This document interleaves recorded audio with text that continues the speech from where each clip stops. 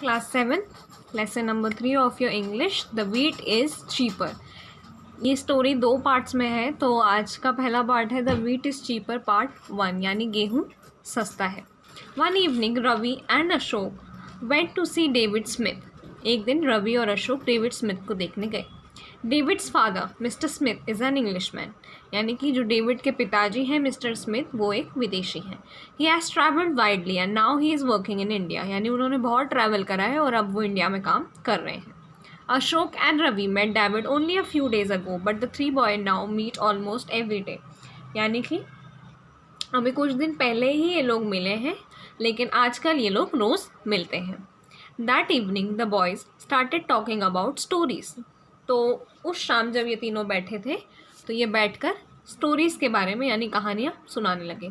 Ashok said Ravi reads a lot of story books, perhaps he wants to become a writer और a story teller. तो अशोक कहता है कि रवि बहुत सारी कहानी किताबें पढ़ता है, अब या तो इसे राइटर बनना है या ये स्टोरी सुनाने वाला बनेगा. Ravi everybody like stories, I like listening to good stories, don't you David. तो रवि कहता है सभी कहानियाँ पसंद होती हैं, मुझे अच्छी कहानियाँ सुनना पसंद है. क्यों डेविड, तुम्हें नहीं है? David yes of course, why don't you tell me one. David कहता है हाँ क्यों नहीं तुम मुझे एक सुनाओ. I wanted to tell us a good story, please tell us one. तो रवि कहता है कि आज तुम सुनाओ कुछ अच्छी. David I will some other day but today you must tell a good Indian story. तो मैं किसी और दिन सुना दूंगा, पर आज तुम एक अच्छी भारतीय कहानी मुझे सुनाओ.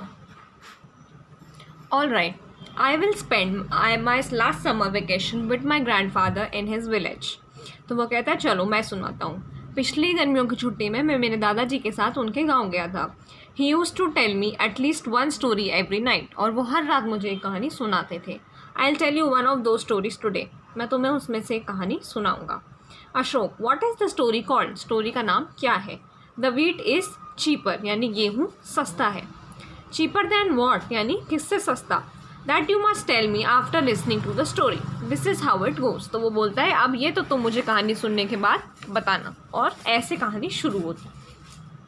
Long ago in an Indian town there lived a merchant. यानी बहुत समय पहले एक छोटे से शहर में एक व्यापारी रहता था. He was very greedy. वो बहुत लालची था. He used to go to towns to buy or sell large quantities of grain. Even on his way to his town he thought of making money. तो वो बाहर जाया करता था बड़े बड़े टाउन्स में और बहुत सारा अनाज खरीद के लाया करता था और रास्ते भर पैसे के बारे में सोचता था. One day when he was going to a town to buy some grain he saw a farmer.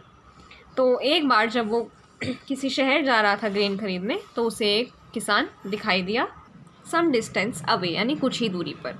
Here he thought is an opportunity to get some money out of this simple villager. यानी वो कहता है कि हाँ यहाँ मुझे एक opportunity मिली है कि मैं इस गांव वाले से थोड़े पैसे निकालूं. So he walk quickly up to him and started being friendly with him. तो वो दौड़कर उसके पास जाता है और उससे दोस्ती करने लग जाता है. He said to the farmer when I was young I used to go a long distance alone, but as I am getting old I would like a companion with me always. As we are going to the same way, it is good for us to be together. We shall enjoy each other's company. तो वो उस किसान से कहता है कि जब मैं जवान था तब मैं अकेले ही बहुत दूरी तक चला जाता था, पर अब क्योंकि मैं बुढ़ा हो रहा हूँ मैं चाहता हूँ कि मेरे साथ कोई साथी रहे, और क्योंकि हम एक ही जगह जा रहे हैं तो क्यों ना हम साथ चलें, हमें मज़ा आएगा. The farmer said thank you, I have never seen you before, I believe you are a stranger. तो किसान कहता है शुक्रिया, पर मैंने तुम्हें कभी पहले नहीं देखा, लगता है तुम कोई अजनबी हो. No, the merchant said I am a merchant and I have been here before but travel to many places. तो वो कहता है नहीं मैं व्यापारी हूँ और यहाँ बहुत बार आता रहता हूँ और अलग अलग जगह जाता हूँ. But how can I be a good companion to you, यानी मैं तुम्हारा अच्छा दोस्त कैसे हो सकता हूँ, फार्मर ने उससे पूछा. I am only a simple villager and you have seen a lot of this world, but perhaps it will be all right if you do all the talking, I shall listen to what you say. तो किसान कहता है कि मैं तो simple गांव वाला हूँ, तुमने तो पूरी दुनिया देखी है, तो वही ठीक रहेगा कि तुम बात करो और मैं सुनूँ. This is not fair. I can't do all the talking. I have an idea. Each one of us can tell the wildest possible tale. If I cast doubt on your story, I'll pay you 100 rupees. But if you cast doubt on mine, you will have to pay me an equal sum of money. How do you like the idea? तो वो कहता है कि नहीं ऐसा थोड़ी होता है कि सिर्फ मैं ही बात करूँ, मेरे पास एक आइडिया है. हम दोनों एक एक कहानी सुनाएंगे। अगर मुझे तुम्हारी कहानी पर शक हुआ तो मैं तुम्हें 100 रुपये दूंगा, मगर अगर तुम्हें मेरी कहानी पर शक हुआ तो तुम्हें भी मुझे उतने रुपए देना पड़ेंगे। कैसा लगा idea? Fine, said the farmer. And so it is a bargain, the merchant said. Yes it is, said the farmer. Now let's begin. तो ऐसे करके दोनों शुरू करते। As you are the wiser of first two then you must begin, the merchant begin his story. तो वो दोनों में से समझदार रहता है तो अपनी कहानी पहले शुरू कर देता है।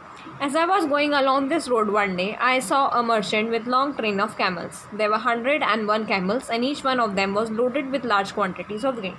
यानी कि एक दिन मैं सड़क से जा रहा था और मैंने एक लंबी सी रेल देखी जो कैमल्स की थी, यानी ऊँट से बनी हुई।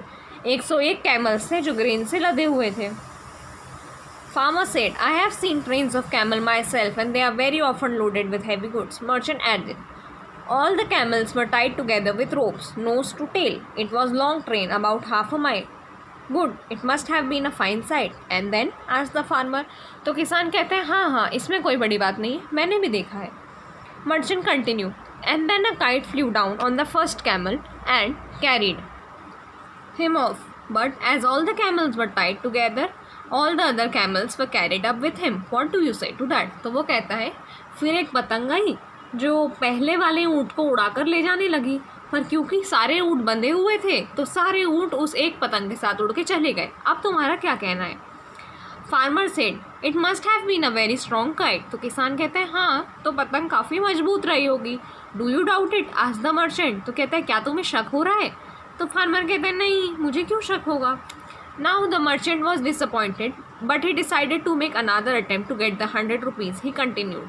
तो मर्चेंट थोड़ा सा उदास तो हो जाता है कि इसे शक क्यों नहीं हो रहा है, पर वो सोचता है कि चलो ठीक है और कहानी बनाता हूँ।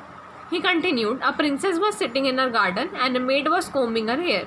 यानी एक राजकुमारी अपने गार्डन में बैठी थी और उसकी दासी उसके बाल बना रही थी। The princess happened to look up at the sky. Just then the kite I spoke about was flying in the sky right above her head. The first camel gave the bird kite such a kick that it let go him and the trains of camel fell right into the princess left eye. तो वो कहता है कि जिस रेलगाड़ी की मैंने अभी बात बताई थी तुम्हें, जो पूरे कैमल्स थे जो एक साथ उड़कर जा रहे थे, वो एकदम से गिरते हैं राजकुमारी की आँख के अंदर। Poor girl, there were 101 animals and they must have been in a lot of pain. And then the merchant did not know what to say, but he made a last attempt. Then the princess started crying with pain. तो ये बहुत कोशिशें करता है पर उसको शक नहीं होता है। तो ये एक आखिरी अटेम्प्ट करता है कि प्रिंसेस रोने लग जाती है। Her maid stopped combing her hair. She carefully lifted the princess' eyelid and removed all the camels one after the other from her eye and put them in her pocket. तो वो कहता है कि उसकी नौकरानी उसकी आँख में से सारे ऊँट एक एक करके निकाल कर अपनी जेब में रख लेती है। That was a good maid, said farmer. तो किसान कहता है अरे फिर तो नौकरानी अच्छी थी। The merchant could not think of any more, so he said, this is all and is the end of my story. Now this is your turn. तो अब व्यापारी को कुछ समझ नहीं आता, तो वो कहता है कि ठीक है, अब मेरी कहानी का अंत होता है, अब तुम सुनाओ।